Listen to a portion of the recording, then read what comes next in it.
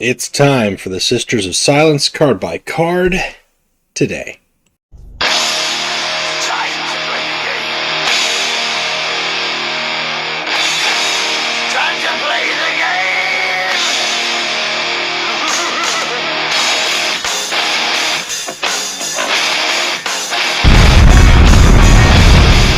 game. What up, everybody? Scuff D here, and today we are going to be talking about the Sisters of Silence. The card by card video is a little bit overdue. The Sisters of Silence have been out for almost a year. Not quite. They've seen some changes in their time. But ultimately, they're still competitive in a different way. When I say different way, I mean the game has currently evolved with the missions added to the game. I think right now, Raven Guard and Salamanders are a little bit more present. We've got a couple other decks out there that are pushing Imperial Fists. The Sisters of Silence are a troop-based faction, and to go with that, they're a troop-based faction that really thrives on countering other troop-based factions. So they're very strong, but part of their upsell is that they have got, they're kind of a counter pick. When they first came out, there was no counter to it. They were just strong with some tweaks. And as I said, the game evolving, they have retained their strength in certain areas, but it's more, they work stronger in certain matchups or in certain environments better. Now, it's a long way of saying they're pretty good. They're not great. They're nowhere near the powerhouses that they were when they first released, but they're not bad at all. So we're going to get started talking about the Warlords. And first off is Amandara Kendall. Now, I did a deck list video for her a while back. I think she still plays much the same. She's the rare Warlord. She's the first Warlord with a 1 attack value. There is Canis Vertex, who has a 0 attack value, but Amandara Kendall has a 1 attack value, but she comes with this Greater Destiny card. And that has seen some changes, which I think actually make it a little bit better. Greater Destiny gives her +1/+3. We turn to your deck, and then it costs 1 more. It used to cost 2 more. So typically her first turn is kind of her weakest turn because she's going to want to play this right away. However, after that, she's got a potential to continue to grow. And this maxes out at 10. So this will never go higher than 10 cost. But then that heals her for 3. It increases her attack permanently. And then she's got the toolbox ability to just simply choose a Sister of Silence infantry from your deck and draw it. That's a 1 of 3 option. So deck construction is very, very handy for her, especially if you're just choosing specific Sisters of Silence infantry cards. The number 1, obviously, is Euphemia King. If she can use King as much as possible throughout a game, especially in certain matches where the enemy Warlord doesn't have any troops, and just play that card over and over and over again, that's the profit. That's an alternate. I can't say alternate. That is the primary win condition. But she also uses all the tools of the trade for the Sisters of Silence too. She's very fun, a decent introduction Warlord, especially for the Sisters of Silence, because she's pulling those from her deck. So again, strong conditions. The Sisters of Silence have certain cards that just work really well, as we'll talk about here, and you can kind of choose how many you include those in your deck, so you know what cards you're going to want to look for to help you in the games that she's playing. Now, Janisha Crawl is the legendary Warlord, the Primarch, as you will. She's not really a Primarch, but she's the Knight Commander. She's got the Reckoning. She's got a Battle Honor. She doesn't have an ability outside of that Battle Honor on her base form, so that to some degree kind of limits her initially. But when you're playing troops and her Battle Honors get +1/+1 to a friendly troop, your troops get stronger. That Battle Honor has been tweaked a little bit over time. Her Reckoning is -1 at the end of each turn. That's yours and your opponent's turn if your opponent controls no troops. So in one round, your turn and your opponent's turn, if no troops have been played by your opponent, this will go down by 2. And then her Reckoning, then she becomes the Soulless Queen, which gives the enemy warlord sentence to, and then she gains the ability to basically, for 1 energy, deal 1 damage to the enemy warlord. With the Sentence 2, she's basically paying 1 to deal 3, but that Sentence 2 is very nice for comboing with other damage-dealing tactics, rally effects, and so on. Before I get into the other 2 warlords, really quick, I do want to point out, I think this Janisha Crawl's alt art, I think this is one of the best alt arts in the game. Personally, that's my opinion. I think I like this shot a lot better than the profile shot over here. Neither of them are that's not a terrible warlord picture, but this is just an amazing art, and I just want to share that. Want to point that out there. Carrie Kaiser, and this is the 4th warlord that was added to the faction, and she's probably, honestly, I'd say one of the strongest. I would say she is the strongest. Janisha Crawl's got a great reckoning, but your opponent can play troops to kind of counter it, keep troops on the board. She doesn't have anything else besides using troops and tactics to clear board. She doesn't have an ability. Kendall's fun, but she has to pull troops. Kyra just makes troops. She's got a battle honor, which draws a card, which is very nice because that is drawing cards and keeping your hand options big is big for any deck, but especially for the sisters who like to have a lot of low-cost rally effects comboing together to kind of build a strong board. But then she's got this ability for 2 energy, puts in play 1 Novice Sister. Now, the Novice Sister is a 1 energy troop. Doesn't seem like a whole lot. It's a 1/3. With 1 energy, gives +1/+0 to a friendly unit this turn. But the threat that this makes is so big throughout the entire course of the game, even if she just keeps 1 Novice Sister on the board, it basically means every turn she has the potential to have 3 attack.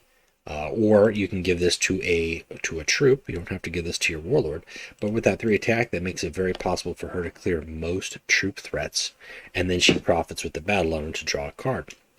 In addition, if she plays multiple Novice Sisters, there are various cards throughout the course of the Sisters of Silence deck list, or card collection, I should say, that really help enhance that, as it were. One of the easiest ones I would probably say is their low cost final sacrifice removal. Destroy a friendly Sisters of Silent troop and a random enemy troop. Well, if you have unlimited Novice Sisters, this seems like an auto include, and indeed it is. So that there's that, but then you've got some other cards out there if you really want to dig into it, like White Tigers or maybe the Frost Wolves. There's just some good stuff out there. So she's very strong, very versatile. She can clear boards really easily with her ability, as well as with a lot of the late game options that the Sisters of Silence have. So very strong warlord, very fun to play. Now Veronica Sula, I like to call her Veruca Salt. And that's nowhere near the same pronunciation, but that just is what I see here. I played her in the events, and that's it. I like the fact that she's got a draw ability, and she potentially has a draw ability with a can act again, so that she could attack or she could draw another card if you need to. But sadly, that's it. She seems a little lacking, where you have got these other warlords who've got some sort of synergy with the Sisters of Silence infantry. This one here, it's got a battle honor as well as making Sisters of Silence. Janisha Crawl, it's got a battle honor as well as enhancing the troops with her battle honor that she's got. Veruca's just drawing you cards, and that's it. She doesn't do anything else for your Sisters of Silence troops. She hasn't anything to put them in play. Drawing cards is nice, but it just feels kind of blah. And I think that's one reason why Kyra just shines a little bit better. Kendall has the option to choose one of 3, especially when it's a troop. Veronica, you might get some tactics, but you don't need all the tactics. The Sisters of Silence really focus on having their troops do the work. Cadre Tactics gives +1/+0 to your units this turn. This is not a bad card. It's not great. It's not terrible. There's just better options, but this does enhance the attack of your warlord too, so keep that in mind. It's not too bad for like a low-cost pinch play. Novice Sister, we talked a little bit about Novice Sister with Kyra Kazarin, and if you've got Kyra Kazarin, you don't need to include this in your deck. I don't know if you would include this in other decks, although for drafting, for events. That's actually pretty handy. That's a pretty decent one if it's included in a pack with like 2 other good cards. Just as a turn 1 play. It's okay with Janisha Crawl because then she can make him a 2/4. I wouldn't focus on these though as being like the backbone of your deck. They're nice because they're basically an unlimited supply with Kyra, but outside of that, I wouldn't include them in there. Now, Pale Scourge, this is one of those examples, and the Sisters of Silence are really the only card pool that has an amazing hard counter option, like a silver bullet. When I say silver bullet, that is a term used when certain cards are designed specifically to counter particular decks and or archetypes. Then you crack grenade, melt a bomb, or silver bullets for vehicles. Keep that, just kind of by comparison. This is a deal 1 damage to all, but 3 if they have psyker. That includes enemy warlords. So the Thousand Suns are going to take 3 damage for this 1 energy card. This is a really nice card for that matchup. But if you're not playing against Thousand Suns, then it's just a 1 frag. It's like basically a frag grenade. It's not bad. Again, they have got better options, but it's interesting. I think if and when the Thousand Suns meta booms, and it's entirely possible depending on how patches go and what falls off the charts. Pale Scourge might be something to consider for the Sisters of Silence decks. Steel Talent Hawk, this is a great card. 1 energy, which is always nice, but its ability to jam and then deal 2 damage to a random enemy troop. This is how you deal with early stealth. This is how the faction deals with cards like Kaiser Lane, cards that they can't hit, Watchers in the Dark, things like that. This is a really good card. You would want to have at least 1, but I would always recommend have 2 in your deck because anytime you can remove Survivor off of a troop, or Ward, or Precognition, or anything like that, Bastion, Steel Talonhawk does the job very cheap and then allows you to continue playing whatever else you need to play that turn. Now, Cyber Jackals. Cyber Jackals is one of several cards that looks interesting. They have got Terror. They've got +2/+0 if an enemy troop has Psyker, not the enemy warlord, just a troop. So, as we mentioned, again, another silver bullet for Thousand Suns. I mean, the Sisters of Silence, that was their lore bit. They were anti-psykers, and they were there to either punish and or apprehend rogue psykers and psykers in general, and they were on Prospero, tasked with that duty. So this makes sense. This could become a 4/3. However, by itself, Cyber Jackals doesn't see any play or additions, and I really don't blame them. There's no rally effect there, the low health. There are some cards later on in the set that kind of build upon Cyber Jackals, but you really have to build a deck that way, and I don't think there is enough support to make it work. And maybe that's what Veronica Sula could use. Something to make her Cyber Jackal stronger. I don't know. I'm just spitting ideas here. Final Sacrifice. We talked about this with Kyra Kazarin, but this is a really easy. This is basically Sedition's Gate, but for 2 energy, and all you have to do is do a Sisters of Silence troop as opposed to just a friendly troop. And there are a lot of cheap Sisters of Silence troops. This is pretty easy to work out. The artwork here is awesome. This isn't bad. Now, if you're playing a deck that relies on only a few troops or a few Sisters of Silence troops, then this is not the hard removal option that you want. But it is an option to consider. Oath of Silence. This gives +2/+0 to a friendly unit this turn. It's a great way to turn your Warlord into a 4 attack or a 5 attack if they've got the Execution Blade, or maybe a 6 attack if you also play Cadre Tactics. Do not sleep on the burst potential of the Sisters of Silence Warlords. They certainly can put out some damage. I think this is not a bad card to do in a Janisha Crawl, maybe in a Amandara Kendall, especially because you can potentially increase her attack and her health very high. I wouldn't throw it in Kaiserin, Kyra, or even Veronica, mainly just because, while it's nice to give +2/+0 to a friendly unit, which could be a troop, there's other cards I'd rather play that have a rally effect, or if I'm really focusing on troops and I'm doubling down, then I'd rather focus on with a something like a Secretary Axiarch, which just straight provides bonuses to all my infantry troops. And it's important to note because the Sisters of Silence, all their troops that are not vehicles are infantry. So now Steel Foxes used to be very strong. They had fast and they stunned enemies damaged in combat, but now they have flank instead, so they're not as powerful. They still can be useful, but they're basically a one-hit, one-shot wonder, and you've got to know what you're flanking. Not as useful as they used to be, and that's okay, because there's still better cards. So, I mean, if you saw this in the shop and you didn't get it, that would be so bad. If you see Steel Talon Hawk in the shop, I'd recommend getting that. Winter Crow.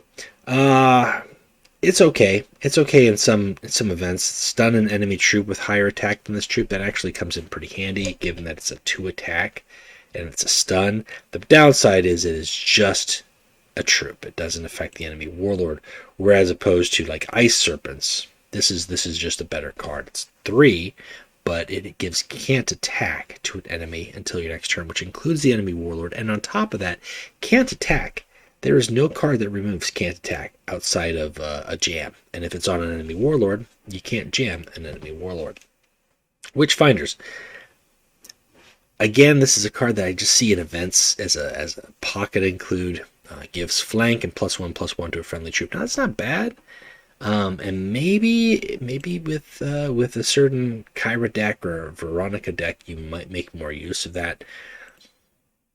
But it doesn't do anything else, and you've got to basically play the troop and play Witchfinders to give that. It'd be one thing if maybe Witchfinders gave flank and +1/+1 to the next troop that you play this turn, but it doesn't, and that's kind of why I just skip over it. I like the artwork though. Cleansing Flame. Now this card got toned down a little, but it's still very nice. Deals 2 damage to an enemy and 1 to adjacent units. Pretty simple. I mean, that's 4 damage for 3 energy, and that hits 3 different units. And you can combo that with cards such as Janisha Crawl's Battle Honor, or any other Battle Honor in here, or just killing troops, keeping the board clear. That's just kind of nice to have.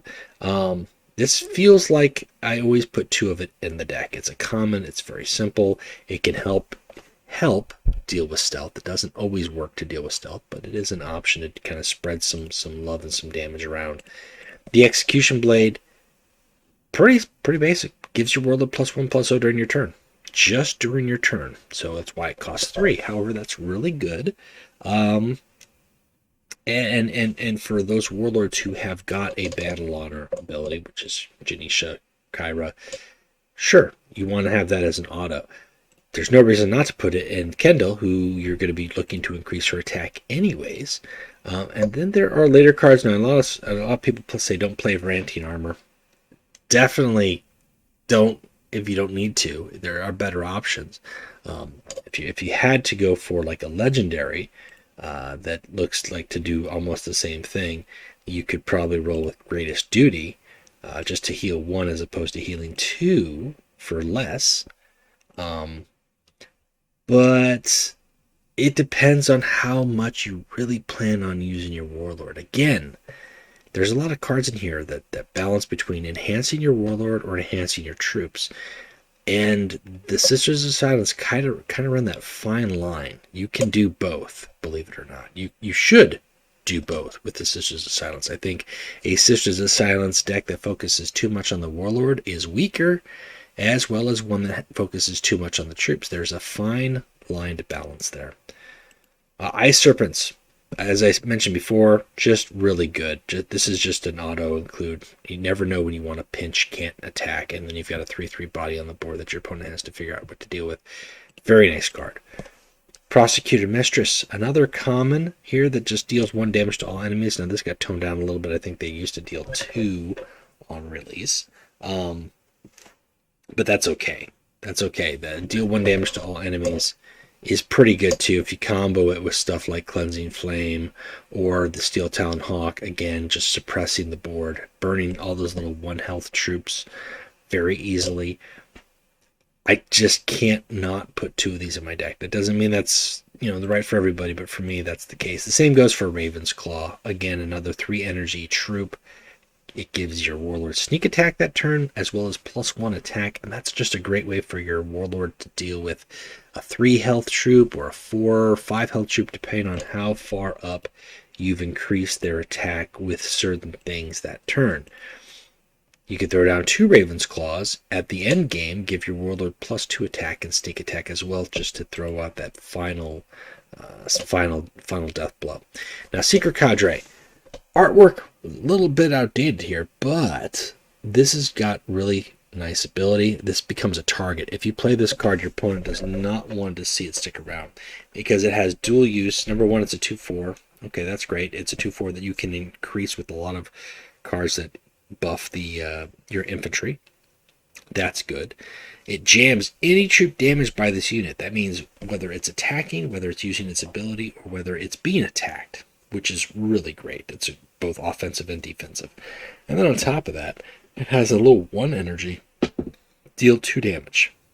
That's not limited to a troop. That's not limited to a warlord or a certain type. That's why this becomes a threat. Even in mono games where you're facing an enemy warlord who has no troops, this little card here can just sit and ping for 2 every turn. That's not something that they want to do.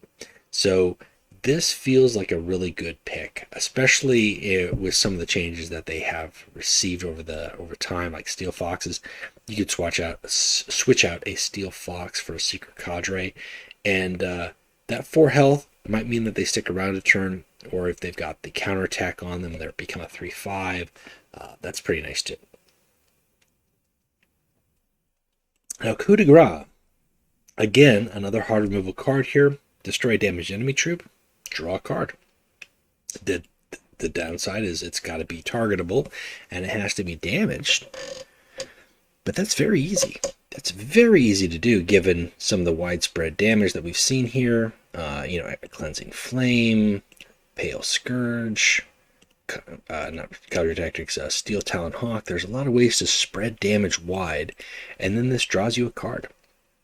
That's nice. Having multiple hard removal options is very nice for the faction, especially given, as we see here later on, you'll kind of see the trend with their troop health pool.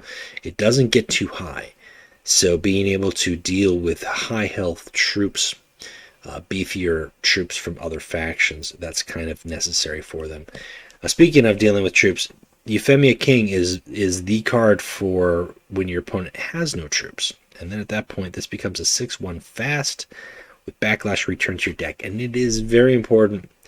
It's a learning curve option here, or learning curve opportunity. If you play Euphemia King, you want to make sure you clear your opponent's board before you play Euphemia King. I've seen many players make that mistake. Sometimes they throw them down and then they kill the troop. And that means that Euphemia King is just sitting on your board, meaning that she is not fast. She still has the backlash, but she can be jammed at that point, and then she can go not back to your deck, and you want her to continue to go back to your deck. Throwing down a Euphemia King with a Psychitari Axiarch, that's fast 7 damage, and then she goes back to your deck, and you can do it again. And if you've got a warlord like Kendall, who can choose her up, or Kara Kazrin, who has a draw option, that is a battle armor that's kind of built in. I would say the same thing goes for Veronica. You could do that for Veronica too, and try to fish for Euphemia King if you're in that situation, but it's a little bit harder, I think, because she doesn't have anything else to support that. But Euphemia King is the burst that your opponent doesn't want to see, and then you throw down that, and in conjunction with maybe an Oath of Silence, it's a lot of damage for 4 energy plus. So this is probably their number 1 legendary to have, quite frankly. I think it's kind of their closer. It doesn't have to be, but it is. Don't pass this up in the shop. If you want to play Sisters of Silence, this is definitely the card that you want to have in your decks. There's no reason not to. Fanatic's Discipline. This gives to your Sisters of Silence +2/+0, sacrifice, deal 2 damage to enemy. And for 4 energy, that's a lot. That's all of your Sisters of Silence troops get +2/+0, And then on the sacrifice, they're dealing an additional 2 damage. So that's at least 4 damage per Sisters of Silence troop if they're dying that turn. And remember we talked about how Kyra can pump out a bunch of Novice Sisters. If your opponent lets them sit, there's the option for Fanatic Discipline. And even if they don't let them sit, like Fanatic Discipline late game when you've got 3 units on the board, that's an additional 6 damage, plus 6 damage, that's an additional 12 damage. Very strong. You have to build the deck with that in mind, with that combination in mind, with that intent. But if you do, this surprises your opponent. Almost kind of in the same way that the Sons of Horus have got the Frontal Assault. The Frontal Assault at one point used to be 5. Now it's 7, and it gives +3/+0 to your units, so this includes your Warlord. But for 3 energy less, you're actually potentially doing more damage with Fanatic Discipline. The difference is, obviously, there's no drop pods for these troops. Knight Centura, well, one of many differences, I should say. One of many differences. Knight Centura, this is a great card. One of the few cards in the faction that actually has got front lines, so that's very nice. Very important to note. She's a 3/5, relatively decent stat, and then she's got this ability that deals damage equal to this troop's attack to an enemy troop. So at base, she's paying 2 to deal 3, but you can quickly increase her stats, and then she's dealing 4 or 6, and she still is a frontline. That's great for a frontline unit because you don't want your frontline units to actually have to attack. So if she's got an ability that can deal damage without having to cost her health, and she can still sit there and be a frontline, that's a troop that you want to have. You should consider having 2 of these in all your decks. As I said, there's not too many frontline troops within the faction. I think, as a matter of fact, there's only 1 more. Is there just no more? I think that might be it. That is, in fact, the only frontline troop in the faction. The rest of it, you're relying on neutrals. So, yeah. Silver Ospreys, these guys are a toolbox card. There's no reason not to have these. These are a 4/3 body with a crack grenade effect. They don't deal the extra damage to structure, but to a vehicle or to tied weapon, they're dealing 5. And then you have a 4/3 on the board. Absolutely a great card. Again, it's a 2 of. There's no reason not to have a 2 of in that deck, especially when you know certain metas sometimes shift and you're seeing a lot more vehicles out there. People start playing Canis Vertex a little bit more. Bust out some Silver Ospreys. And we talked a little bit about Varantian Armor. I did say, a lot of people will say, stay away from it, don't use it. I don't disagree with them. I don't think, double Varantian Armor is a fun meme when you're killing a troop and you're healing 4. That's fun. But for 4 energy, for what you're losing, you're losing out on some momentum there, where you could be playing some of these troops to deal damage and gain the board. And at the very least, like if you're going to focus on being an aggressive warlord, focus more on damage output versus staying alive, because the late game for the Sisters of Silence gets harder depending on what the matchup is. They have got some very strong late game combos, but in terms of late game troops, they've only got a couple, and they're not really for use for like holding the board as much as they are for keeping the board state how you would like it to be. White Falcons is a great flanker. This is a 2 of, easy peasy. 4/4 that could potentially have sneak attack, and you can find ways to increase its stats with like Training Cage, or again, as I said, Secretary Axiarch. There's no reason not to have 2 of these in your deck. This is just period. Like that's just smart play. Now, Captured Psyker is interesting. It's got Relentless. If you don't control another troop, it gets can attack into the next turn. It's a 7/7 for 5, but your opponent can very easily dance around that if you don't have a way for them to protect your troops, give your troops survivor, or have multiple troops out there that they just can't respond to. So it's not something that you build. It does come in play as a backlash or a sacrifice, I should say, from Prosecuted Mistress, just kind of as an added bonus. The artwork is really grim. I like the artwork. That's about all I like from this card. In events, this card can become a powerhouse because in the events you're not having as much construction options, or I mean, you do, but you're drafting, so the possibility of your enemy having ways to remove all your troops is significantly lower. So there is that. It's a decent card in that situation. Or if you have the ability to pack Sabotage and jam it. You play a captured psyker, your opponent's like, it's got can attack, and then you sabotage it, and now you've just got a 7/7. That's when they get scared. The Lady's Grace. This is another card. I'm surprised we don't see more of these in play, or more cards like this. 4/5 Rhino. While it's in play, Chaos Tactics cost 1 more. For free, instead of attacking, it gets to put 2 more Novice Sisters in board. Again, kind of helping you build up for something like a Fanatic Discipline approach. But then with that, making Chaos Tactics cost 1 more in play, that's a great way to protect the Novice Sisters from things like Artillery Strike or Defensive Satellites that are still susceptible to the damage, but it's going to make your opponent pay a little bit more for it. It would be neat to see a couple more cards like this, where the cost increase on certain tactics or certain faction pool is thrown out there. White Asps is, I have always had at least one of these in here. This is a great rally. Rally, destroy an enemy troop with higher attack than this troop. Wow, destroy an enemy troop just for coming in, and then you have got a 6/3. But having that 6/3 is kind of the magic number. Because if the enemy troops all have 6 attack or less, this is just a 6/3 without any sort of rally effect, and then you're kind of waiting for your opponent to buff a troop or play a higher attack troop. So it's not always handy, and that's why I only have like one of them in the deck for just those matchups, and I save it for, like, if your opponent plays a Dark Martyr or Deathwing Companion, or trying to think some other higher cost, let's say like for the Salamanders, like Forge Father to Kill, something like that, which is a hard troop to remove. Well, for free, I'm going to get a 6/3 and kill it. But if it's just a 6 attack, like a lot of the strong 5 cost and 6 cost stuff can be 5 or 6 attacks, so then you got to wait. So I wouldn't rely on having 2 of these. This is one of those cards that just one of does their work. Witch Seeker. I've seen it and I've used it in events. I've not done so in a deck, and maybe that wouldn't be a bad idea for like a meme deck with like Kyra making all those novice initiates, where every turn I'm making an initiate and then I'm paying 1 just to deal 5 damage to the enemy warlord. That's a neat idea, or a conjunction with the Lady's Grace.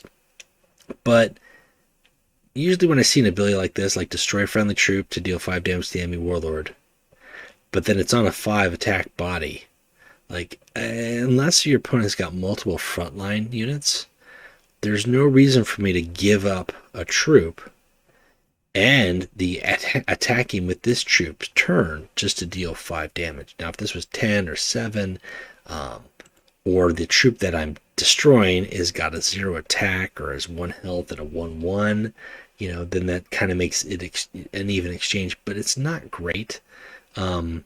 And so that's why I kind of pass over it. Ebon Neruda, this is not a bad legendary. It unfortunately got a little bit of a nerf. She used to heal 2 to your units. Now she heals 1 for every Sisters of the Silence troop drawn. But as high cost as she is, she's a 3/3 body for 6. Really the upsell is you're getting a 3/3 body as well as drawing 3 cards.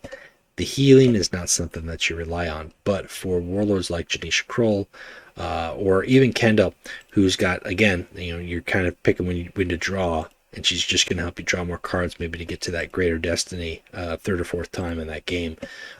That's really what it's about, is drawing the cards.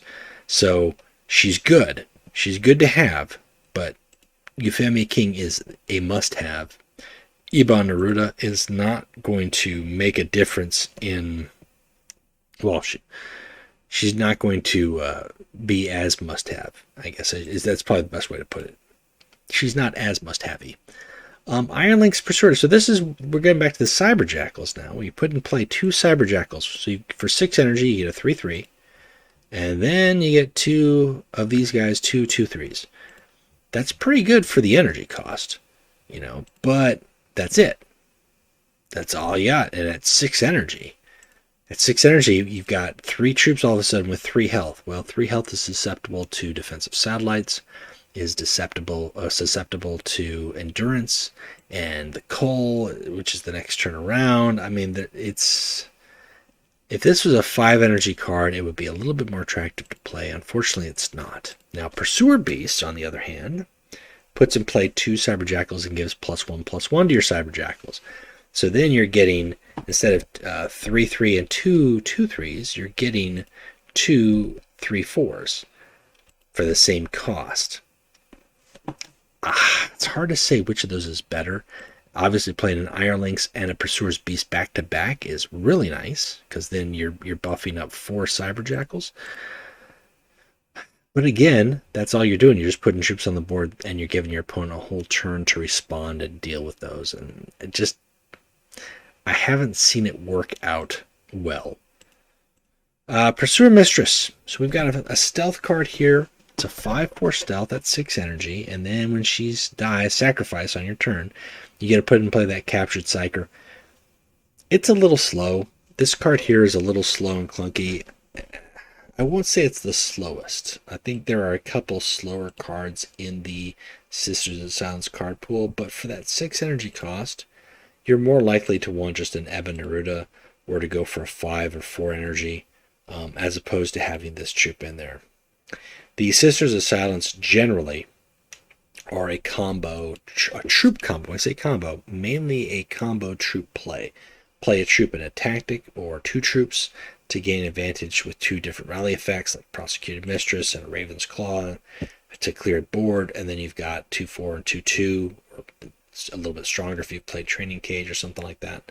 So to slow down and play 1 troop, then use her on your next turn to hit 5, and then maybe gain a 7/7, just is a little too slow.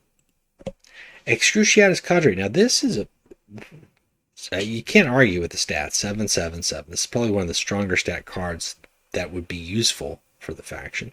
As a rally, it removes stealth and precognition from all enemies. That's it, but that's pretty powerful. All enemies, including your enemy warlord, stealth and precog is gone. The downside is it comes so late. You get a 7/7, but that's all they're doing, so you still have to have other troops on the board or your warlord to do any work with that, to get rid of those troops so that you can clear the board. They're not bad, and sometimes I get them confused a little bit with their artwork versus the Karen Acquisitor. They're not bad, but they just don't do any damage or punch, and then they're just a 7/7. That's why I haven't used them as much. I use them in events because they're included in packs, but I don't seek them out. And with the game state as it is now, this might be very handy to remove stealth and precognition from all enemies, especially the stealth part there, dealing with the Raven Guard out there. So that is an option to consider if you're thinking about playing Sisters of Silence and you're running into the Raven Guard, giving you some trouble. Excruciatus Cadre. Frost Wolves. On the upside here, it's a 7/7 that at the end of its turn becomes a 6/6. And if you have other Sisters of Silence troops in play, they get stronger too. That's not bad. The downside is it does, again, just like Excruciatus Cadre, it doesn't do anything for you compared to some of the other cards out there. Like the late stuff I'm looking at now here, from the 6 energy up, aside from Eba Neruda, who has got a draw option for you, all the rest of these guys require setup. Setup, I'm putting in stuff in play, I'm going to do something on my next turn. You could argue this has got rally to help you do something. We're making it a little bit stronger, and we can build a board next turn. Compared to everything that comes earlier in the faction, right? Flank, stun, rally, stun, damage, give can't attack, damage, give sneak attack, have the, compared to that, the slower end of the spectrum for the Sisters of Silence cards feels a little bit more cumbersome. And on top of that, their health doesn't really improve a ton. Or if it does improve, it's very limited. Psychic Anathema. A very powerful card. Very powerful. Jams and stuns all enemy troops. Deal 3 damage to all demons. Downside of jamming demons is then you remove their maintenance. However, with the dealing 3 damage to all of them, sometimes it helps you get rid of most of the demons that might be on the board. This is a very strong card in certain matchups. However, if you're facing a single warlord like Angron, Jagathai Khan, that card will do nothing for you. So eventually, at some point, you want to upgrade from Psychic Anathema to the Coal. The Coal does damage, does 5 if the enemy has Psyker, and then you refill 1 energy for each troop destroyed. Now, the downside is it doesn't stun, but this doesn't stun your enemy warlord. This does nothing to the enemy warlord, or at least this will do 3 to 5 damage to the enemy warlord. So eventually you'll make that transition. That doesn't mean that it's not a bad choice to use if you're seeing a lot of Bastion, a lot of Stalwart Defenders, a lot of Demons, anything that your opponent's gone wide with the board. The downside with it is all this really does is buy you a turn where you're stunned your entire opponent's board. The next turn, they're not going to be stunned anymore, so how do you answer with them? Whereas the Coal is dealing damage, should be killing most of them, and then you don't have to worry about them the next turn. Frozen Heart. Frozen Heart seems very high cost, right? 8 energy for a 4/4. It kind of is.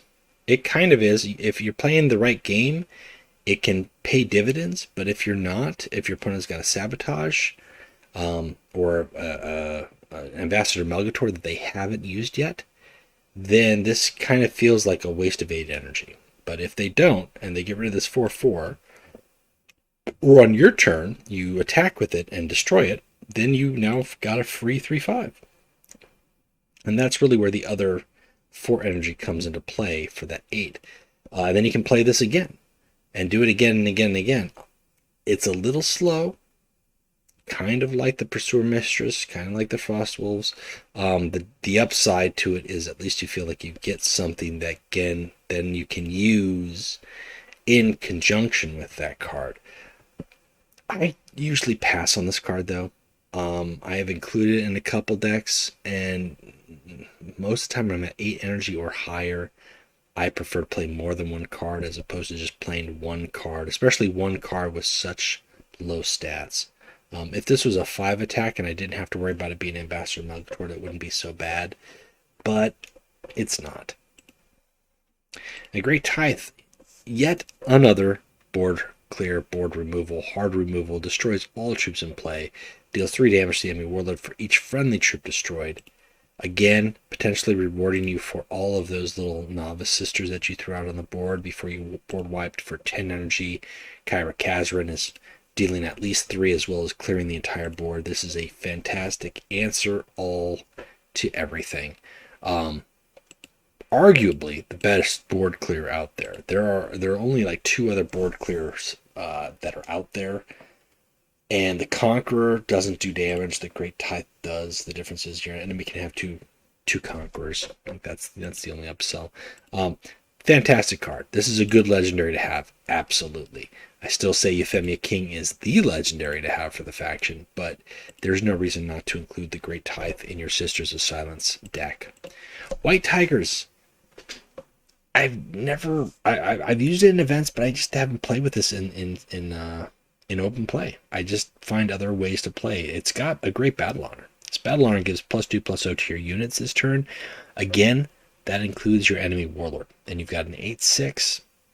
So with that, they're most likely going to get their battle honor off. They've got flank. They very well may stay alive because they've got 6 health that then your opponent has to deal with on the next turn. But as I've said before, there are just sometimes I just have to weigh my choices, and I tend to gravitate more towards lower cost cards versus higher cost cards. However, this and the Raptor Guard are your 2 high cost exceptions of cards that actually make an impact and do something the turn that they're coming out with, both with flank as well as the battle honor that they've got. So there is that. There is that is one upsell to them. But as far as an epic goes, they're not a must.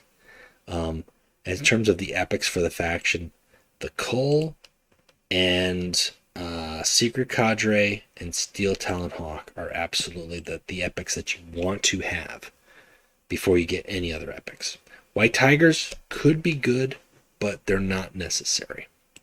Now the Karen Acquisitor, which is a really sneaky vehicle. Nice. It's got stealth, and then it has relentless, lower the cost of all Sisters of Silence troops in your hand by 2.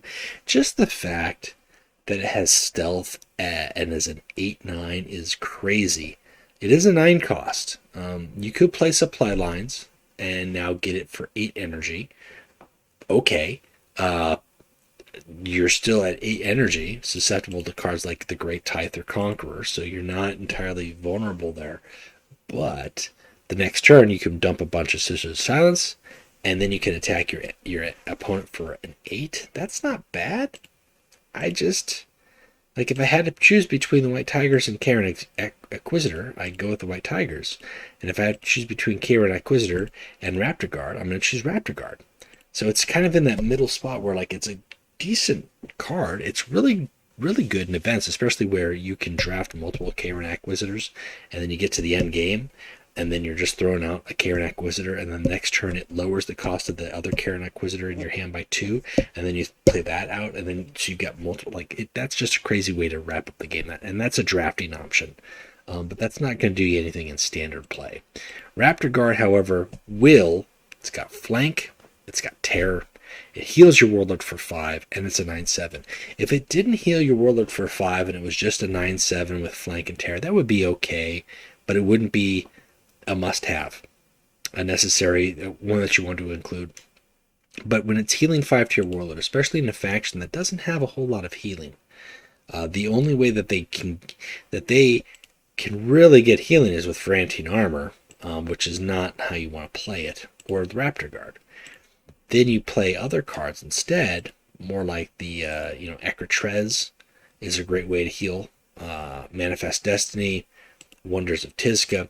These are your standard ways to heal. Those are probably going to do a lot more, they're going to do better for you than relying on Ferrantine Armor, because you can kind of pick and choose when you do it, and you don't have to actively attack to heal. The Raptor Guard, just play it out there for that 9 attack. That is going to be able to flank and stay on the board probably 9 times out of 10 against most troops. And then your Warlord's going to have 5 extra health, and then your opponent has to deal with that very large unit on the board. This is a very good card. Now, before we get into some of the neutrals that can kind of work and help out with the Sisters of Silence, I should talk about the counterattack. Very good counterattack. Gives +1/+1 to a troop. That's pretty basic. There's a lot of troops here that you can give +1/+1 to, but sometimes you might want to give +1/+1 to an enemy troop. Why? Well, because of cards like White Falcons, or because of cards like White Asps, making them, make a 6 attack troop a 7 and then destroy it with White Asps. It's a very versatile counterattack. Usually you'll use it for your own stuff, but sometimes you can use it for your other stuff.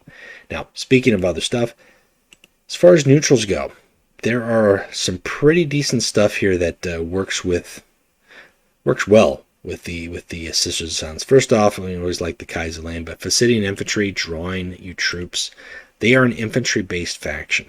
So if they've got ways to draw or enhance their infantry, that's really where they're going to be at, and that's why cards that have seen changes as a result of the Sisters of Silence was not Soul Garrison, but at one point in time, whereas at Strategic Reserves used to cost more or cost less, but thanks to Sisters of Silence, they had to increase the cost of it because it was just too good for what it did. Selen or Citadel, very good card for them, giving +1/+1 to an infantry in your starting in hand. Got to keep it alive a little bit, but as a resolution effect, bringing out stronger sisters out the gate is very nice. If you have got cards such as Training Cage, I've mentioned this card a couple times before. This is a great turn 2 play. If you got as long as you've got troops in your hand. If you've got just tactics in your hand, then it kind of hurts. But if you've got several troops in your hand that you're making +1/+1, again, anytime you can play Sisters at a stronger value, very nice. Manifest Destiny goes miles in Janisha Crawl or Amandara Kendall. Actually, I would say probably a lot of Warlords, but in the Sisters especially, who are going to be attacking, because that 5 extra Survivor can break up lethal. Very nice. Also, going into the Mechanicum side of things, you could play Asteroid's Belt. You could play... Oh, what about it? I was looking at some flanker, some damage dealing stuff. Delta Omega with with Janisha Crawl to help trigger the battle, her battle honor, and then make these guys a 5/3. That's not too shabby. Having jam options is just a strong support card for a lot of factions. Another good frontline as well as anti-stealth removal that comes on before 7 energy is Skitarii Protector. That's a very good card. Also, I would say a lot of the chaos stuff, that the standards. Command Bridge, being able to go get the Execution Blade, very nice, and play it the next turn. That's very strong. Crushing Power. Stun an enemy troop that you don't want to deal with for 1 as opposed to 7, dealing with the whole board. Not necessarily Traitor Crew. Where is it? It's one of these newer ones. I'm still getting used to the new cards and them being added into the deck list. It is Elite Bodyguard. If your Warlord enemy has attack, deal 2 damage as a troop here, that's high cost 5, but it's a 4/5. Janisha Crawl can turn this into a 5/6 that then is protecting your Bodyguard. But I'm looking at not Sork. Priest of Old Faith? No. Is it the Priest of Old Faith? No. Ugh. These new cards, where is it? I know it's a cultist. I'm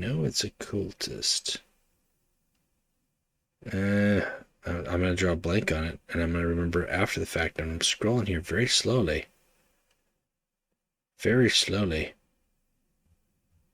Oh, is it a Mechanicum card? It shouldn't be. It shouldn't be a Mechanicum card here.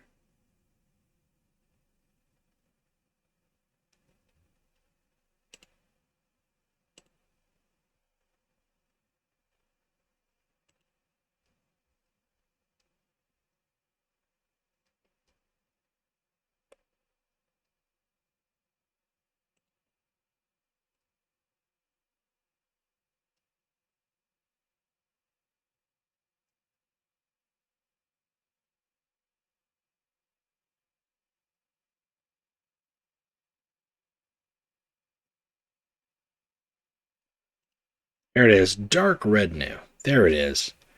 These guys here is a cultist. Heals 2 and gains +1/+1 when you put in Chaos Infantry. If you're playing with more Chaos Infantry, and you've got a way to enhance these guys, and then they can heal so they can stick around the board a little bit longer. That's a nice new card. Artillery Strike, Defensive Satellites, helping clear board. Obviously, Informant Network, that kind of goes without saying. Having ways to remove stealth is very nice. And then with the Sisters of Silence, because you're going to have so many troops, typically in a game, at least 3 or 4 on the board, that around when you want to play Khazrak, this just makes sense. Khazrak thematically, and I want to clarify, thematically it does not make sense to have a demon teaming up with your Sisters of Silence, but in the game mechanics and how he plays, it makes sense to include this card with those decks. Also, I would kind of take Monster of Pythos over Prosecuted Mistress. And that's about all that I've worked with. I haven't been able to really use Arcology or Corrupted Arcology very well with the Sisters of Silence, although I have wanted to do a Corrupted Arcology, or not an Corrupted Arcology, but an Arcology, and then have it destroyed, or even using now that I think about it, a bunch of displaced civilians, and then using with the displaced civilians that have survived that following turn, then using white tigers, giving them +2/+0. The downside is they're likely not going to survive, or your civilians from your destroyed arcology likely aren't going to survive. So there's a lot of setup there for the chance of a payoff, but not really good payoff. And then, as I said, like Secretary Axiarch, that's a great all infantry buff. Any other cards that can just mass it, like Mechindrites from the Alpha Thetas, or the lower cost Mechindrites from the Xynais, just to enhance your infantry even further. That's one way to go about it. So the Sisters of Silence, they play very well. They're relatively flexible. They're very, very toolboxy. They can respond pretty decently in most situations in clearing the board or putting out pressure, putting the threat out there, especially for low cost, low health troops. I would recommend giving them a go if you haven't already. They're pretty fun. I would start with either Amandara Kendall or Kyra over any others. But that is it. That's the Sisters of Silence card by card. I hope it's been useful to you. I hope that's been somewhat educational to you. And if it isn't, well, let me know. Let me know in the comments if there's a combo or there's a card or a deck list or some card that I undersold or didn't hype enough for you. Let me know what you think. How have the Sisters of Silence been working for you? And until next time when we're doing the Agents of the Sigilant card by card, we're gonna get these card by cards done, by golly. That's it for me, guys. Until next time, keep playing Legions.